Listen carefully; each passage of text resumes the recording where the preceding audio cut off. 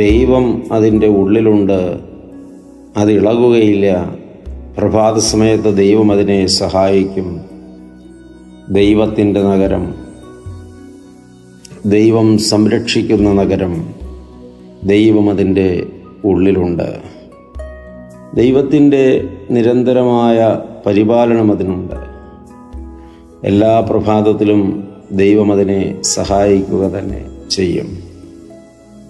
അത് ഇളകാത്തതാണ്. അതിൻ്റെ കാരണം ദൈവം അവിടെ ഉണ്ട് എന്നുള്ളതാണ്. ഒരു വ്യക്തിയുടെ അന്തരംഗത്തെ ദൈവത്തിൻ്റെ പട്ടണമായി, ദൈവമധിവാസം കൊള്ളുന്ന ഇടമായി നാം മനസ്സുറപ്പിക്കുമെങ്കിൽ, ഈ ദൈവം എൻ്റെ സങ്കേതവും എൻ്റെ ബലവുമാകുന്നു എന്ന് ഉള്ളം ആവർത്തിച്ച് പറയുമെങ്കിൽ, അവിടുന്ന് എന്നെ സംരക്ഷിക്കുമെന്ന്, എന്നെ കാവൽ ചെയ്യുമെന്ന്, എന്നെ പരിപാലിക്കുമെന്ന് ഒരു വ്യക്തിയുടെ ഉള്ളുറച്ചിരിക്കുമെങ്കിൽ, ജീവിതത്തിൽ എത്ര വലിയ പ്രതിസന്ധി വന്നാലും അതിനെ വളരെ ശാന്തമായി മറികടക്കുവാൻ സാധിക്കും.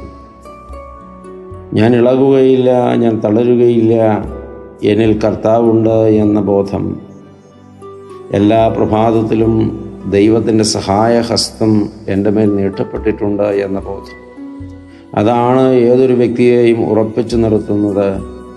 നമ്മൾ ആ ഒരു ആത്മീക ബോധ്യത്തിലേക്ക് എത്തിച്ചേരേണ്ടതുണ്ട്. ആത്മീയതയിൽ ഒരുപാട് ദൂരം സഞ്ചരിച്ചിട്ടും ഒരുപാട് പേർക്ക് ഇന്ന് ഈ ബോധ്യവും പരിജ്ഞാനവും ലഭിക്കാതെ പോകുന്നു. അതുതന്നെയാകുന്നു അവരുടെ പരാജയവും. തിരുത്തപ്പെടുക, തിരിച്ചു വരിക. ദൈവം അനുഗ്രഹിക്കട്ടെ.